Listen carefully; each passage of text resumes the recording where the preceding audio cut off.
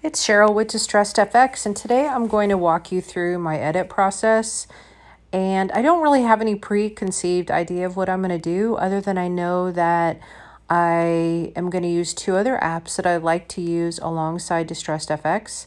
I know what photo I want to use, and I know that I want to do a kind of a surreal fantasy type photo. First thing I'm going to do is go into the app Art Studio. Here's the image that I want to use. I know that a lot of people that love to photo edit have more than one app in their arsenal. And this is one that I use quite a bit. I'm only going to show you a little bit with this app. I'll probably end up doing another instructional video on it at another point. But for now, I'm going to show you how I use it with Distressed FX. So I like these clouds, but this isn't the effect I want, and I want to put a texture over this, and I don't want those lines to show through. So at the bottom in the edit area, I'm going to take the little spray can, and then I'm going to take my index finger and I'm going to touch the screen, and you can move it all around to select a color, because I'm basically going to be using the paintbrush to get rid of these clouds.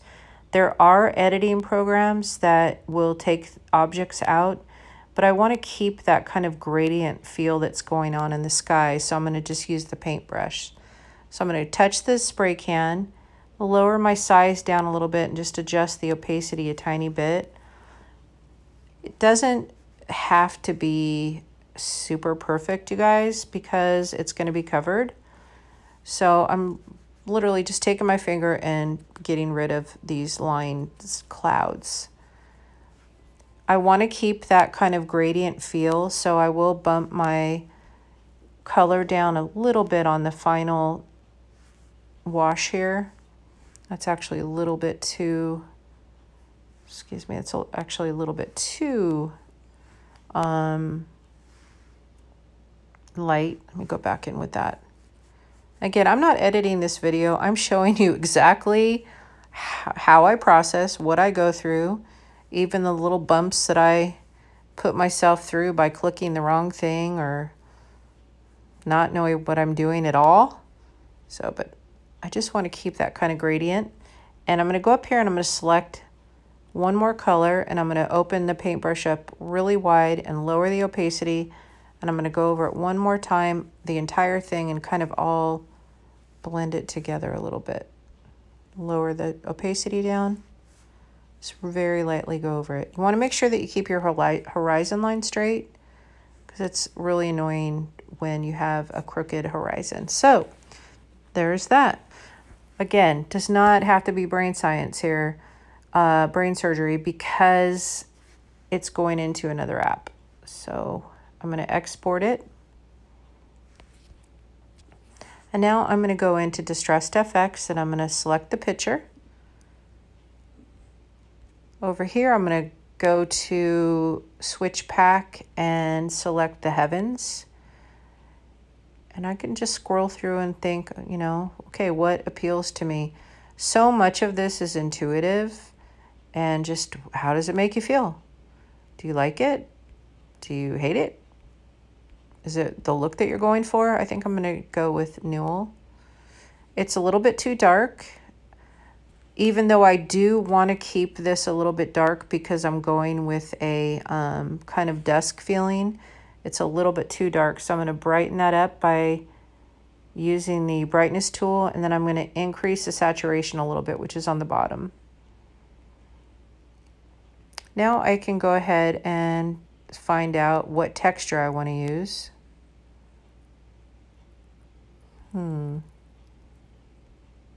I don't know, I kind of like the paint spots and stuff in that, but it's a little bit too dark, but I like that. So I'm going to just increase the brightness a tiny bit. The center bottom bar, increase the saturation a little bit. Might even play with the contrast on the right. Go with the brightness a little bit more. Okay, so another feature is the masking tool. So I'm going to go ahead and show you that. You see the little paintbrush and then this little eraser? I'm going to bump the opacity way, way down because I only want to erase a little bit. I'm going to touch the little finger, and I'm just going to kind of come in and lightly go over that shoreline. I want that to show through. So I'm just lightly erasing the texture away from that water and keeping my main subject bright. I like the darks and the lights in the foreground and background, but I want that shoreline bright. So there. All right. For right now, I'm done in Distressed FX, but I will be coming back to it. In the top right corner, I'm going to press the little box with the up arrow and save it. Do you want just to go to Instagram? Not yet. I'll come back for that. So I'm going to hit dismiss, and I'm going to go out of here and go into another program I really like, Alien Sky. So Alien Sky, there we go. I wanted you to see this. It's a very well done app. It's beautifully done. The creator is James Grote, and not only is he super cool, very talented, and I love his app. So I'm going to go into photos, and I'm going to select my image. And again, I'm kind of going for a fantasy type surreal. Even though this isn't something you'd see in real life, I want it to look like something you could happen upon at a certain period in life. But I also want to keep it believable. So I'm going to show you how to do that. First, I'm going to go to Effects, which is in the bottom right corner. And look at these. Are these not beautiful? How can you not love this stuff? And I'm going to select moons. Yesterday we had a huge pink moon, so I'm going to go ahead and kind of do a nod to that. So I'm going to place that. And I've got it a little bit below the horizon line because I want it to look like it's coming up above the water. You can take your fingers and you can turn it any way you want. I think I like that. Right, like that. Once I have that where I want. Now, so if I left it like that, that's not believable. That moon is way too bright and it's overshadowing everything. So how do we change that? Go into Edit, and I'm going to bump down the brightness just a tiny bit, which already makes it more believable. And I'm going to lower the opacity just a tiny, tiny, tiny bit. Then I'm going to go into Mask. And if you see in the middle row, there's a light brush, a hard brush, and the square brush. I'm going to take the square brush, and I am just going to come in and get off that bottom so it looks like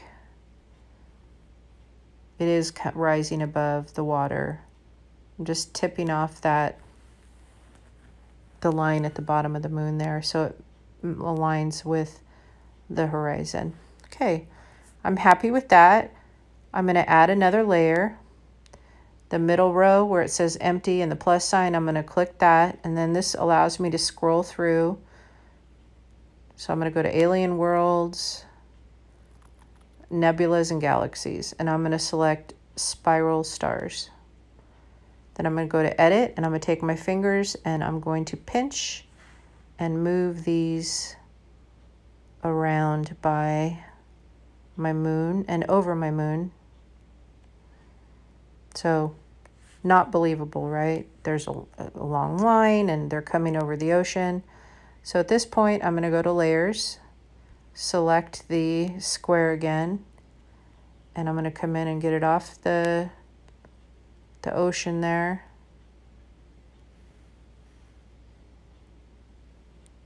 Then I'm going to get my round brush and I'm going to erase some of the lines. If you can see on the right side, I'm erasing away some of these lines in a circular motion. I'm using my index finger and I'm going in a circular motion, and I'm erasing away some of these lines. I could also come in and lower the opacity so that stuff still shows through, and I'm going to tip off in this left corner that one little band, and I'm going to just kind of lighten that a little bit. You can't see it, but I'm just barely going over some of these ones that are just a little bit too bright. I just wanted this to look like somebody coming upon some event, you know, in the universe, and something spectacular. There we go. So I was just taking my finger and kind of the really light brush, just knocking out some of the brightness to make it more realistic and believable. Okay, I'm going to go into layers, and I'm going to go and add another layer. And this time I am going to, let's see, add, gosh, there's so many directions I could go, but I'm just going to keep it simple and add a shooting star. So I touched shooting star, and now I'm moving it in the edit field. And I am going to shrink it by taking my fingers and pinching it together. And I'm going to go into edit and lower the brightness a little bit because I want everything to look natural as possible, considering I'm doing a surreal picture, right? And I'm going to go to layers and add another one, and I'm going to do a white comment. Go to edit, and I'm taking my finger and my index finger and my thumb, and I'm literally twisting the comment, and I'm also moving it around. I'm going to go to edit and bump down the brightness just a tiny bit. I could go crazy but by adding more stars and stuff, but I'm just going to probably keep it simple and go with that for right now. Let's see. Just going to kind of look at it and see if I'm comfortable with everything the way it is right now. And I think I am. So I'm going to, at the top right corner is a little square with an up arrow. I'm going to go ahead and touch that. I've used the app before where I've done that and I thought I saved it. Then I go back and I'm like, oops, I didn't. You got to go to the bottom left corner and hit save, and it'll let you know that the photo was saved. Again, great app. And if you're not following James Grote, Grote on Instagram, you might want to find him. He always puts out super good quality apps and information, and he's very active, so highly recommended. All right, we're going to go out of here, and now I'm going to go back into Distressed FX. And I'm going to get the image that we just edited in Alien Sky, and I'm going to add one final thing. So I'm going to go in. I could come in and just go crazy and start adding new layers and dimensions onto this and taking it in totally different places, but I like where it's at. So the only thing I'm going to do is add some birds. So in the center of the screen, you see the circle with the bird. I'm going to touch that. These are our original birds that the app came out with. And if you click the suitcase in the far right corner, we have all these other options. Since I'm going with that kind of surreal feel, I'm going to click the birds like snow. And I think I'm going to choose parade. I'm taking my finger and I'm pinching, and I'm going to move them around. I kind of want them to just hang off the edge there. I don't want the ones in the center. It's too distracting. So I'm going to use my masking tool to get rid of them. If you look in the center of the screen, there's a water drop and then something that looks like an eraser. I'm going to select the eraser and tone down the size a little bit and just come in, and I'm erasing them away from the center of my moon and stars. Just kind of get those away there. Now I'm going to take my index finger, I'm going to press and hold. I'm going to flatten my image, and I'm going to come in one more time, and I'm going to add a couple more birds. This was an afterthought. If you're like, well, why didn't you just leave them there in the first place? Well, because I changed my mind, and we get to do that with art. So I am going to, if you see on the bottom, there's a check and an X. Above that is like a little lever thingy. I don't know why I can't remember what the name of that is. Geez, I'm out of it today. you can lower the opacity of the birds. So I am going to put it right about there. I think it's really important with the birds. It is one of the most popular aspects of the app, but I think it's important to keep them realistic. You don't want it to look like giant pterodactyls in the sky that aren't in proportion to your subject. So lighten them a little, move them around, use your masking tool, and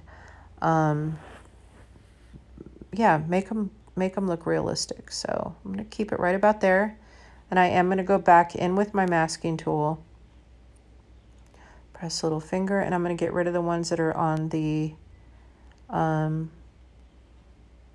shoreline. And probably these little just don't look believable to me, so I'm going to get rid of some of those. And of course some of the ones in the center.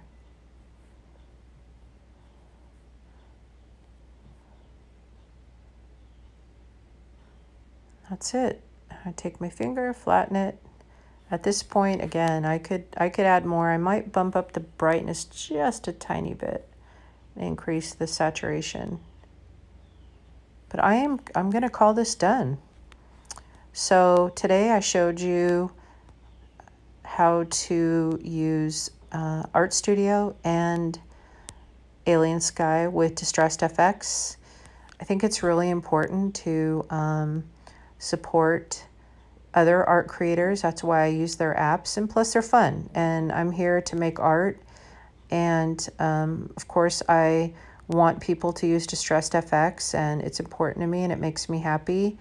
But I also know that people usually have a pretty good arsenal of other apps that they use, and I respect that 100%.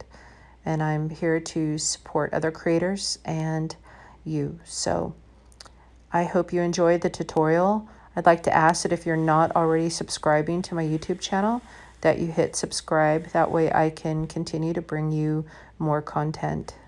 Thank you so much.